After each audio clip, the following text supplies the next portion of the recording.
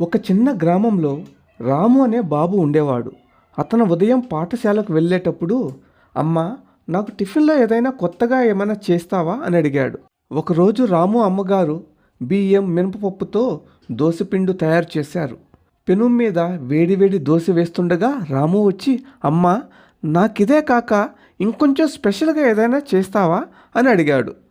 అమ్మ చిరునవ్వుతో ఒక గుడ్డు తీసుకొని దోశ మీద పగలగొట్టి వేసింది. పైగా ఉప్పు, కారం, మిరియాల పొడి, ఉల్లిపాయ ముక్కలు, కొత్తిమీర ఇలా రకరకాలుగా చల్లింది. రాముకు అద్భుతమైన వాసనతో దోశ కనిపించింది.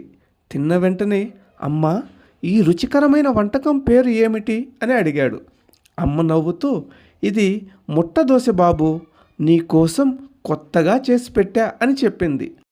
ఆ రోజు నుండి రాము ప్రతిరోజు టిఫిన్ బాక్సులో ముట్ట దోశ వేసుకెళ్ళేవాడు. అతని స్నేహితులందరూ చూసి, రాము, మీ అమ్మ చేసిన ముట్ట దోశ చాలా రుచిగా ఉంది అని పొగిడేవారు. ఇలాగే ఎగ్ దోశ అనేది కేవలం వంటకం మాత్రమే కాదు, అమ్మ ప్రేమతో చేసిన ప్రత్యేకమైన విందు కూడా అవుతుంది. వీడియో నచ్చినట్లయితే సబ్స్క్రైబ్ చేసుకోవచ్చు కదా. Thank you.